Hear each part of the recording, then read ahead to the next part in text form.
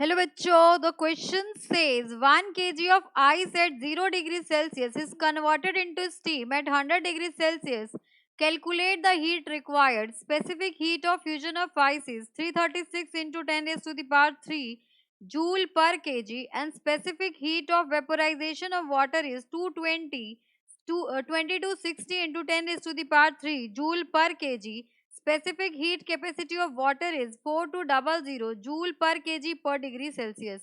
So for this question we are using key concept. इस question के लिए हम key concept use करने वाले हैं. That is Q is equals to ms delta T. So S is specific heat of fusion. ठीक है. अब यहाँ पर देखो specific heat capacity है. This is specific heat capacity of ice. ठीक है.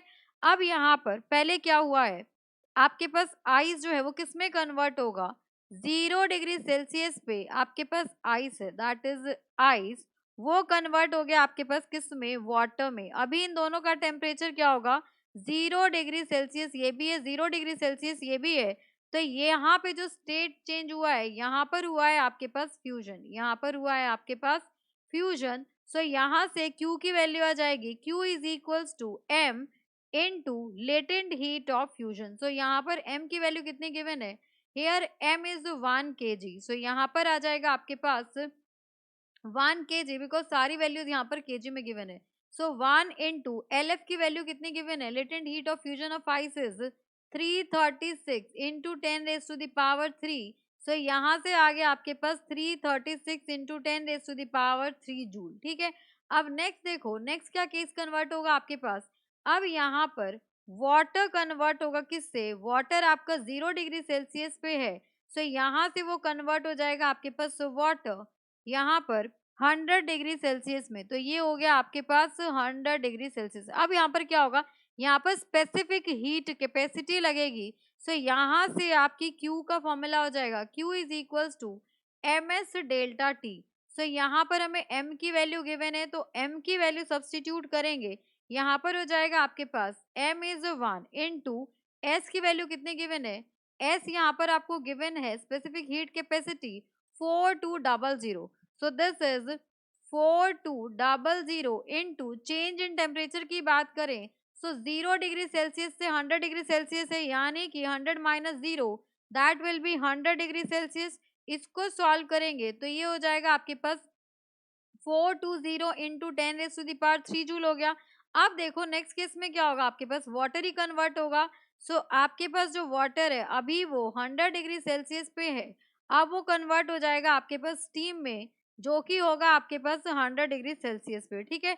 अब यहाँ पे Q की वैल्यू क्या हो जाएगी, so here Q will be equals to M into latent heat of vaporisation. So यहाँ पर हम सारी वैल्यूज को सब्स्टिट्यूट करेंगे तो M हो जाएगा 1 into latent heat of vaporisation की वैल्यू है 2260 into 10 raise to the power 3.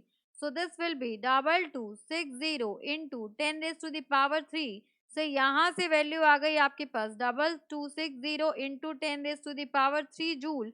So heat required, total heat required कितना हो जाएगा आपके पास, टोटल हीट रिक्वायर्ड अगर मैं इसको Q2 बोल दूं, ये आपके पास Q3 हो जाए एंड ये आपके पास Q1 हो जाए, तो इन तीनों का सम हो जाएगा, that will be equals to Q1 plus Q2 plus Q3 हो जाएगा.